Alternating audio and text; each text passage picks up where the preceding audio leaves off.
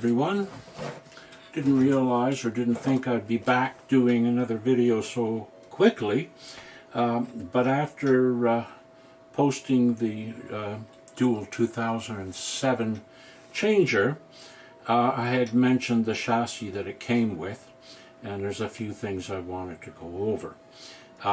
This in front of you is the chassis. It's a Nordmende stereo, but not FM stereo. And let me see if I can find, it is, there's the back from it, it's Nordmende Carisimo C. Okay, very special. Chassis is pretty well standard for what various German manufacturers put out in the early 60s for tube units. It has been completely recapped.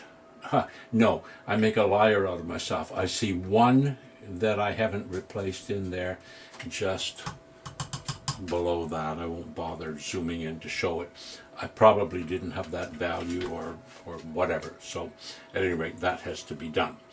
Let me zoom in a bit. See if I can. Okay, these two tubes are the what are the EL84s, but otherwise known as 6BQ5. They're output tubes, one per channel, and they are single-ended, so they produce maximum about 4.5 watts, which is not earth-shattering, but room comfortability filling with their speaker systems that were designed with it. The speakers that I have, they're still mounted on their baffle boards. There's 3 drivers, a 6 or 7 inch woofer and a smaller mid-range and a light tweeter. Haven't checked them out. They will most likely go with this. They've been removed from the cabinet, and I will have to build little boxes for them to go in.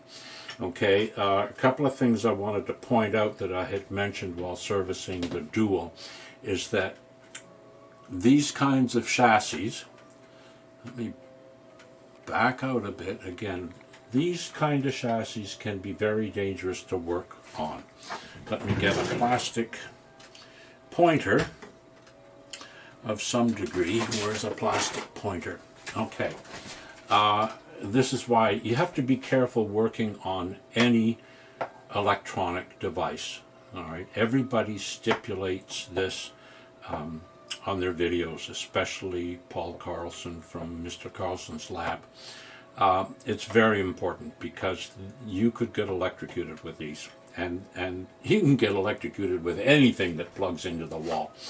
So my point is that especially these kind of chassis, you really have to be careful, because if I can point out, let me tighten it up a bit again. There's high voltage there.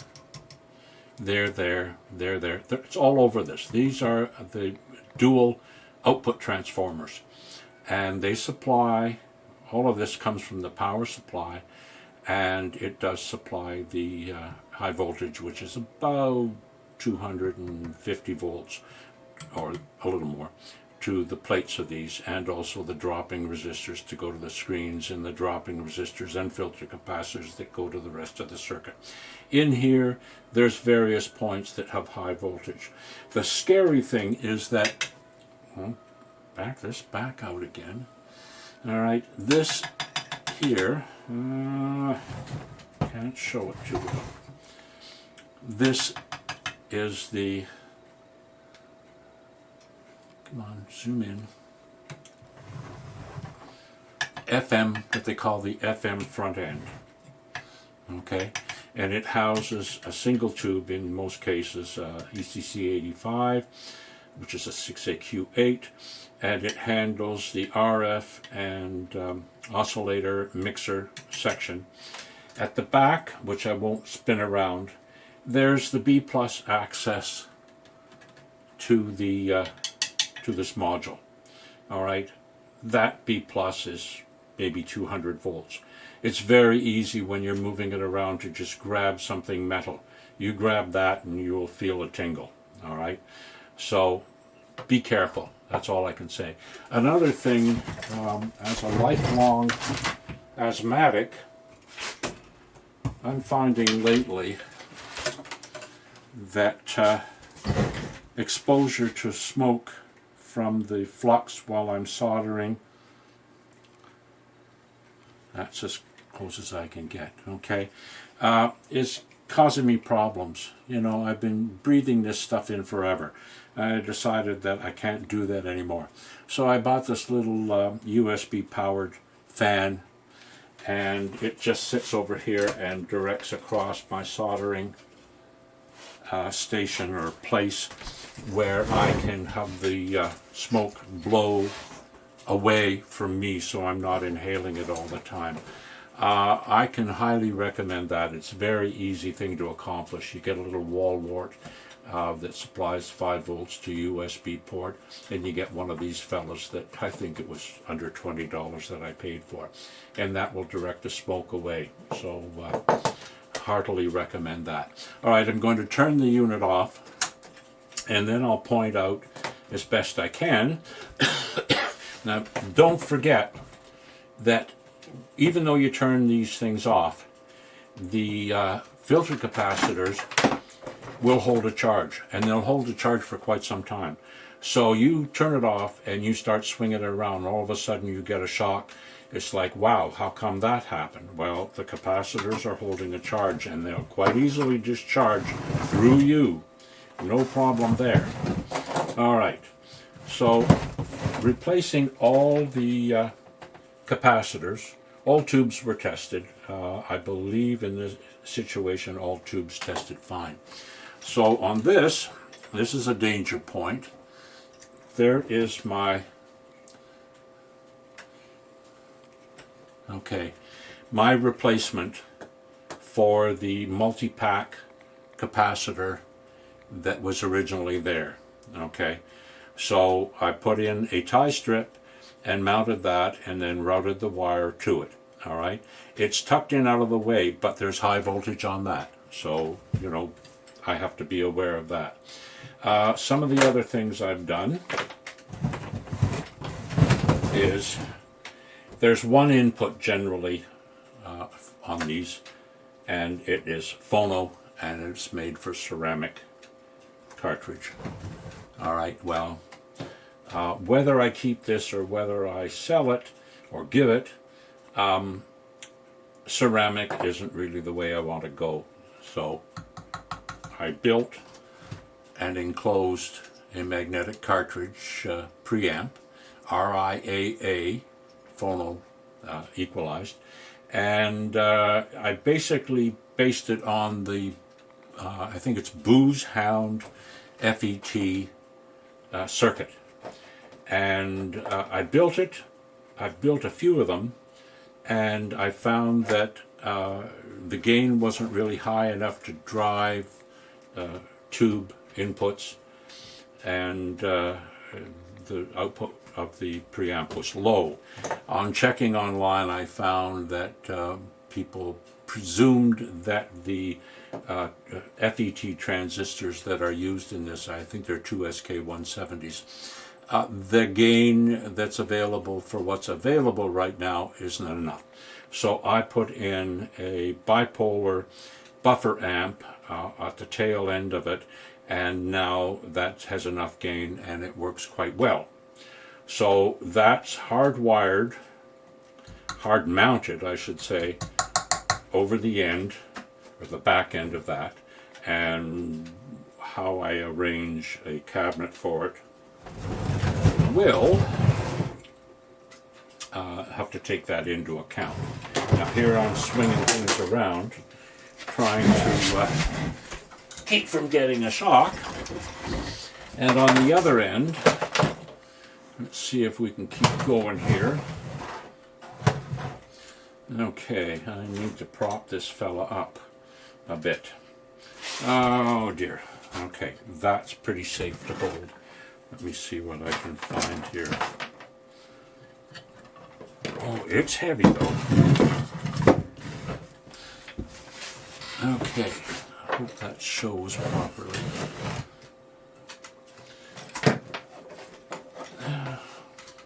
This is awkward with the. Let's see what we can do. Get some more light on it. What I did was the phono preamp uses single-ended power supply of 24 volts. 24 volts, trying to steal that from a tube circuit is fraught with problems. You can drop the B+, you've got a lot of dropping to do through a resistor into a regulator, and it creates a fair bit of heat, and didn't like that. So I found, oh dear, we're not showing much here at all. Where are we? Oh, still got to go back.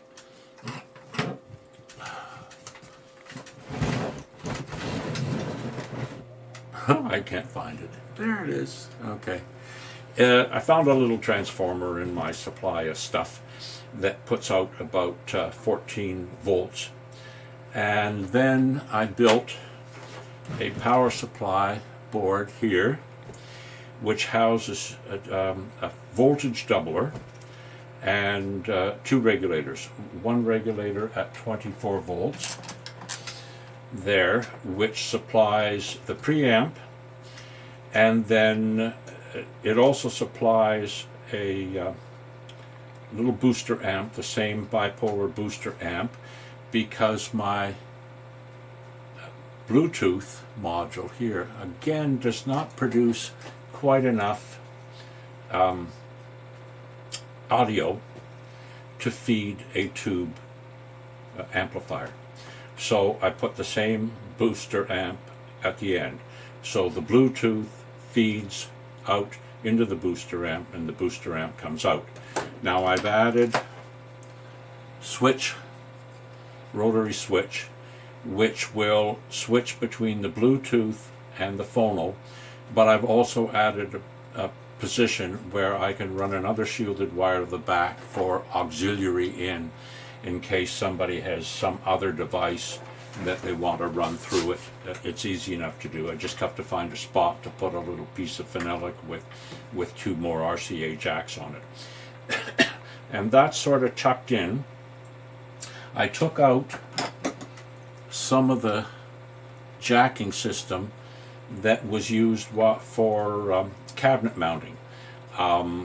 One was for the phonograph, so it had 120 volts on it, and the other one had 6.3 volts to run a pilot light or a light inside the phono cabinet part of it.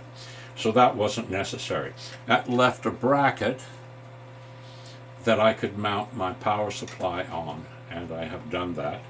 And it's quite securely mounted. It's only in two spots, but it's securely mounted on that bracket, and the bracket's mounted on the chassis. So it is just about ready to go. I have some complications in with the power supply here. I'm not getting quite enough voltage from this regulator, so there's something wrong with the doubler circuit. It's getting enough to run the Bluetooth, but that's it. At any rate, pardon me. So this is the status of this. Now I have this was part of a cabinet where the radio chassis tilted out from the top, and it was adjustable and viewable from a standing position rather than having to crouch down as a lot of units were. But I've saved that that sort of wedge-shaped piece of wood, and it will be mounted back on that, and then when I get a chance in the spring, I'll go down to my woodworking shop and make a cover and everything that encloses it safely and makes it look relatively pretty, and then it can be put to proper use. And I guess that's about it. I wanted to show some of the hazards, which I have, and show some of the mods, which I have. As you're beginning to understand my nature, I rarely leave things as they are. I always want to improve, and sometimes I improve them negatively and have to undo what I've attempted. In a lot of situations, the improvements have worked, and I've been pleased with it. So having a radio in its original manufactured state, I've got enough of those that I have done just a restoration, and they are exactly as they were meant to operate when they were originally built. Now, I have poor reception. FM is moderate up here. AM is impossible. I have a long wire antenna, and for the most part on broadcast I can get one station, a local Owen Sound station, and that's it. Pardon me again. I'm still working on getting rid of this cold. So I need ways to enjoy these things. One of the ways is to build an AM broadcaster, which I've got two underway, which they've been hanging around for like 5 years and I still haven't got them done. They will get done so I can listen to AM in a sort of a cheat way. During the winter, like right now, with a long wire antenna, I can get some shortwave stations on most shortwave radios that I hook up to it. AM is still a problem because the house is filled with devices that radiate huge amounts of interference throughout the AM band, and it's really hard to get a situation where it doesn't impress itself upon the radio. It's unfortunate, you know. I was raised in a time when the only interference you would have been an old monochrome black and white monochrome, same thing, television set, which would cause whistles and that. But TVs weren't always on back then. There were no cell phones, there were no cordless phones, there were no this, there were no that, there was no Wi-Fi. And your AM, as I was when I was a kid at age 10 and that, I could hook up an old radio to just a piece of wire and spend the evening in the gloom of the basement tootling through all sorts of stations AM, picking up AM broadcast in North America from all across southern Ontario and down into the upper northwest United States, and even with some of the big booming broadcast stations I could get Midwest United States things, which was extremely exciting for a young guy to be able to tune into the world. Those days unfortunately are gone, so I just have to make do and make pretend with what I can get in the way I can get it. So that's it, I guess. I'll go back to analyzing my little problem in here and upload this video for anybody who wants to watch it. So I won't try and say I'm back again, which in my videos I seem to do for every segment. It's like, well, back again. I'm going to try and stop myself from doing that. Anyhow, everybody have a good day. It's sunny out here in beautiful downtown Kemble, Ontario. And I hope everybody has a good day and enjoys watching the video. Take care.